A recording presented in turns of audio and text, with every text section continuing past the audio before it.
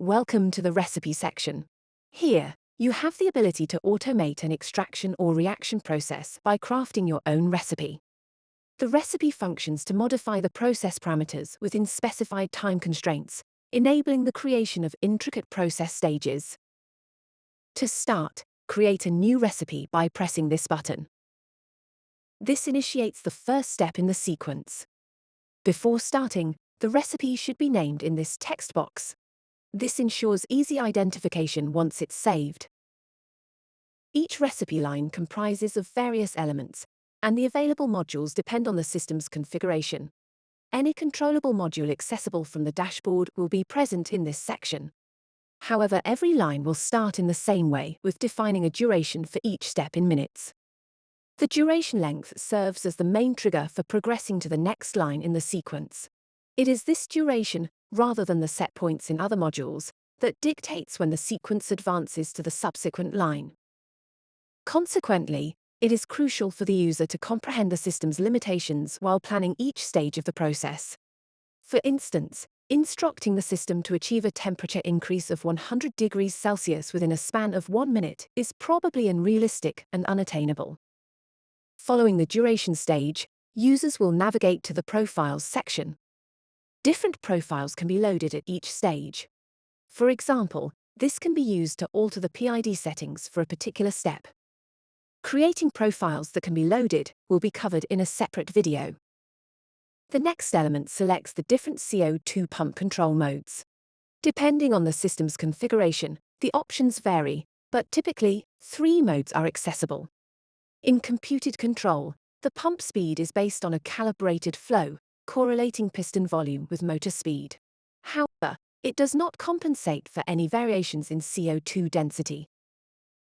Flow meter control regulates the pump through the use of a flow meter, which controls the pump's speed to counteract any fluctuations in density. It's important to note that flow meter control is only an available option if a flow meter is present, with the unit of measurement being grams per minute. Lastly, pressure control operates the pump to achieve a specific pressure. This mode is utilized either to build up pressure against a closed valve or to maintain back pressure when spraying through a nozzle. When engaging in continuous extraction, it is advisable to not use this mode in conjunction with the automatic back pressure regulator.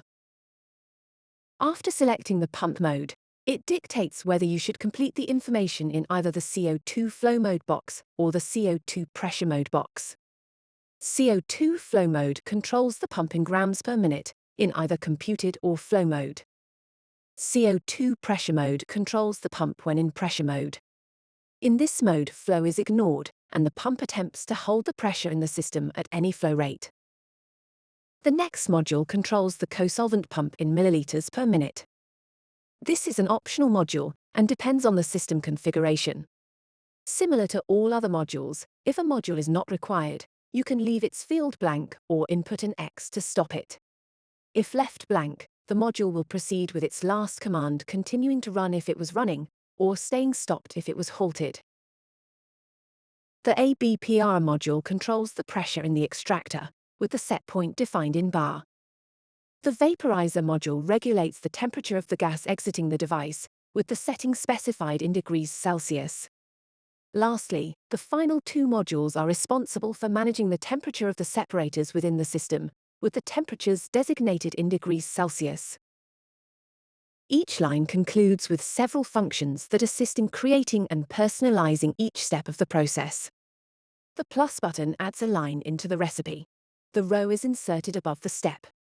The cross button deletes the row. This button copies a row. And finally, this pastes a copied row into the sequence. When constructing a sequence, it's beneficial to first establish the required number of steps. Additional lines can be added by clicking the plus button. If you need to change just one parameter from a previous line, you can copy that line and paste it onto the blank steps. This is done by pressing the copy button, and then paste for each line you wish to replicate. Afterward, you can proceed to modify the specific parameter as needed. Once the sequence is built, the Validate button will ensure that all the steps are within the system limits. When the recipe is validated, the total runtime of the recipe is shown below. Upon completion of a recipe, it can be saved. The saved recipe will then be available in the drop-down menu for future access and use. A copy of the loaded recipe can be created by clicking Create Copy. When a copy of the recipe is created, it is automatically saved, then found in the pull-down menu. The new recipe can then be renamed. You can use the Delete Recipe button to remove a recipe from the drop-down selection. A saved recipe can then be loaded from the menu. Now the recipe is complete, it can be started by pressing the Run Recipe button, which will automatically direct you to the dashboard screen and immediately start the first step.